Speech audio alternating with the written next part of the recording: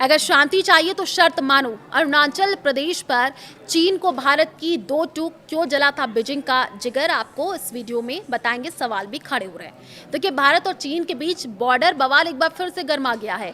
विदेश मंत्रालय की मीडिया ब्रीफिंग में भारतीय प्रवक्ता रणधीर जायसवाल ने चीन को बिल्कुल साफ और कड़क शब्दों में समझा दिया है कि भारत के लिए सीमा का मुद्दा सबसे ज्यादा मायने रखता है। भारत ने बीजिंग को दो टूक कह दिया है कि अगर दोनों देशों के रिश्तों में सुधार चाहिए तो एलएसी को लेकर के हमारी तय की गई शर्तों को फॉलो करना होगा। इसके बिना आगे बात नहीं बढ़ सकती है। भारत की तरफ से ये बयान ऐसे समय में आया है जब अरुणाचल प्रदेश में 27 भौगोलिक जगहों के आधिकारिक नामकरण को लेकर के बीजिंग के दिल में आग लगी है। सीमा पर शांति द्विपक्षीय संबंधों का आधार है। चीन को भारत की नसीहत। विदेश मंत्रालय के प्रवक्ता रणधीर जायसवाल की मीडिया ब्रीफिंग के दौरान भारत के रुख को बेहद साफ शब्दों में समझा दिया है। उन्होंने जोर देकर के कहा कि बॉर्डर मामलों की स्थिति ही दोनों देशों के द्विपक्षीय संबंधों की दिशा तय करेगी। जब तक बॉर्डर इलाकों में शांति और स्थिरता नहीं होगी तब तक दोनों के रिश्ते सामान्य नहीं हो सकते हैं।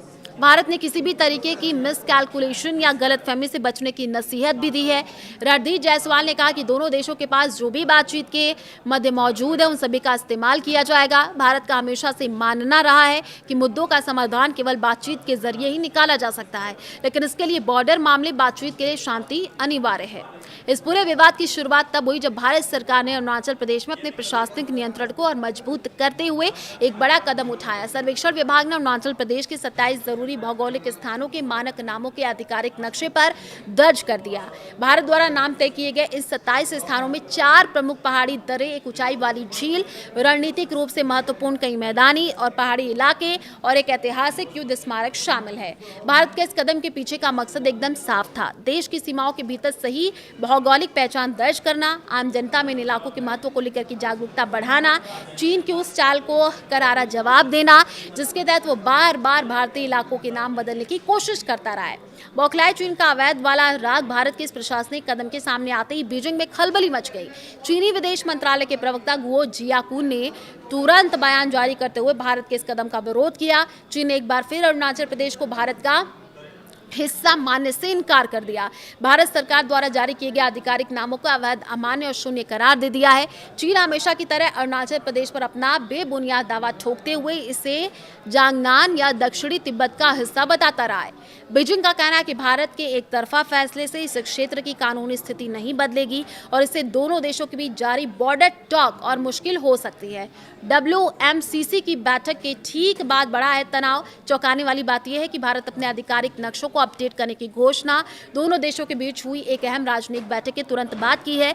भारत और चीन के बीच सीमा मामलों पर परामर्श और समन्वय के लिए बने कार्यकारी तंत्र WMCC को 36वीं बैठक नई दिल्ली में आयोजित की गई थी और इस बैठक में दोनों पक्ष एलएसी पर शांति बनाए रखने और कूटनीतिक रास्ते से बातचीत जारी रखने पर सहमत हुए थे। हालांकि इसके तुरंत बाद भारत के प्रशासनिक कदम पर चीनी सरकारी मीडिया और वहां की सुरक्षा विशेषज्ञों ने तल्ख टिप्पणी करना शुरू कर दिया। चीन के सरकारी विशेषज्ञों ने भारत के इस कदम को खुद को धोखा देने वाला बताया और कहा कि दोनों देशों के बीच संबंधों को स्थिर करने की कोशिश के खिलाफ है। चीन का दाम बदलने का पुराना इतिहास। दरअसल भारत का ये कदम चीन की उस पुरानी चालबाजी का सीधा जवाब है जो वह पिछले कई सालों से करता आ रहा है। साल 2017 से चीन का नागरिक मामलात मंत्रालय अरुणाचल प्रदेश के अलग अलग इलाकों के चीनी और तिब्बती नामों की सूचियां जारी करता रहा है। चीन अभी तक अरुणाचल प्रदेश की 100 से ज्यादा जगहों के फर्जी नाम अपनी तरफ से जारी कर चुका है।